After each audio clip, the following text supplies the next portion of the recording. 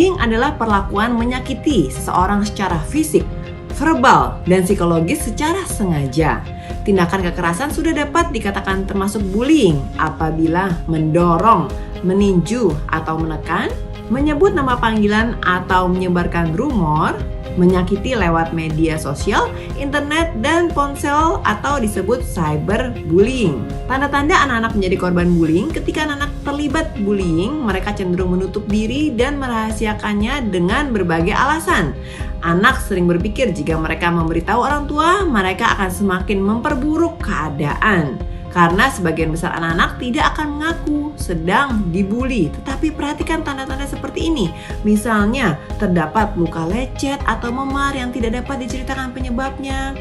Atau anak takut enggan ke sekolah, menghindari kegiatan-kegiatan yang berkaitan dengan sekolah, mengalami kesulitan untuk menjawab pertanyaan di kelas atau dalam mengerjakan pekerjaan rumah, kerap terlihat cemas, gugup atau sedih, sakit kepala atau sakit perut tiba-tiba, hanya memiliki sedikit teman, meminta atau mencuri uang karena dipalak atau dimintai uang oleh pelaku bullying, murung, pendiam, nilai atau prestasi di sekolahnya menurun drastis. Nah, itu mungkin merupakan tanda-tanda anak itu sedang dibully. Anak-anak memang suka bercanda, tapi hati-hati loh kalau kelewatan bisa ke arah bullying. Kita nggak mau dong anak-anak kita kena bully.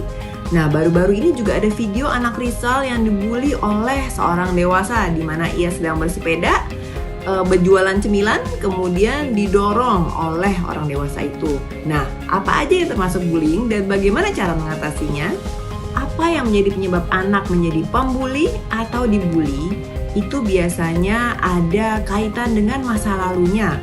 Apabila ia pernah diperlakukan dibully oleh seseorang, baik orang tuanya ataupun keluarganya atau orang-orang di sekitarnya, maka ia bukan tidak mungkin akan menjadi seorang pembuli atau menjadi penerima bully.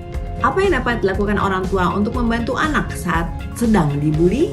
Pertama, mengumpulkan bukti, catat secara rinci tentang kronologi kejadian bullying, siapa yang melakukan, apa yang terjadi, termasuk tanggal dan waktu dan tempat, serta nama-nama saksi mata yang mungkin melihat. Jika kasusnya cyberbullying, ambil screenshot sebagai bukti. Kedua, berkunjung ke sekolah. Waktu sekolahnya belum online ya, kalau sekarang COVID kan mungkin nggak bisa berkunjung sekolah, mungkin bisa Zoom dengan pihak gurunya. Bertemu dengan pihak sekolah, mendiskusikan hal ini, tetap tenang dan kendalikan emosi. Minta sekolah membuat rencana agar anak merasa lebih aman.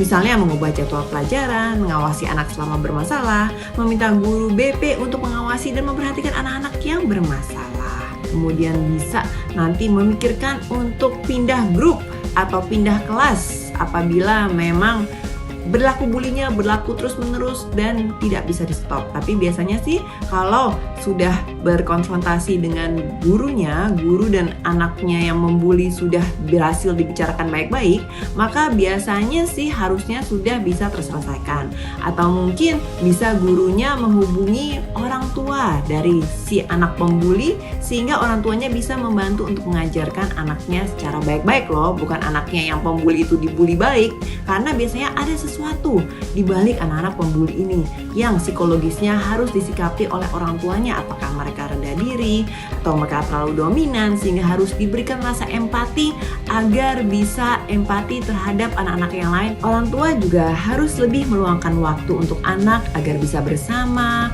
ngobrol, dan agar anak-anak bisa menceritakan atau membongkar unek-uneknya mengenai apa yang ia tidak sukai di sekolah dan apa yang tidak ia sukai di sekelilingnya. Dan kalau memang keputusannya anak Anda ingin mencoba untuk mengkonfrontasi si bullying itu, bisa aja mungkin dengan ngobrol, kenapa sih kok begitu, kenapa sih melakukan ini terhadap saya.